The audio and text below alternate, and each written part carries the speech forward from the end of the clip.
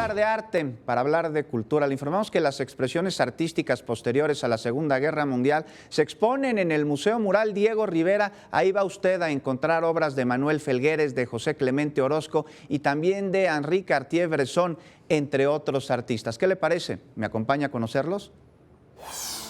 A finales de la Segunda Guerra Mundial, el arte vivió una época de transformación en la que algunos exponentes se opusieron a los cánones de belleza convencionales para desplazarlos por otros con rostros y cuerpos deformes, distorsionados o caricaturizados. A esta tendencia se le conoce como monstruosismo, y a partir de este miércoles 14 de junio, los capitalinos podrán disfrutarla en el Museo Mural Diego Rivera. Presentan algo monstruoso o diferente del ser humano, pero no tratando de, con ello, de presentar a un monstruo, sino al ser humano real, en aquello que esconde, aquello que tiene en su interior, en su subjetividad, y que aflora de manera perversa. La exposición Monstruosismos y Nueva Figuración está conformada por 43 piezas de pintura, dibujo, gráfica, escultura y fotografía de artistas como Diego Rivera, José Clemente Orozco, Juan O'Gorman y Jorge González Camarena, entre otros.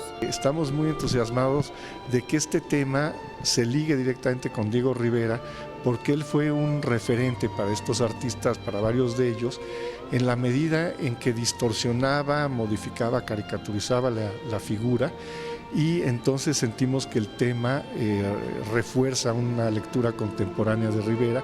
El conjunto de obras pertenecen al acervo del Museo de Arte Moderno, así como de diversas colecciones privadas, y permanecerán en el Museo Mural Diego Rivera hasta el 17 de septiembre. El costo de entrada es de solo 30 pesos. Con imágenes de Jorge Barajas, Andrea Díaz, 21 Noticias.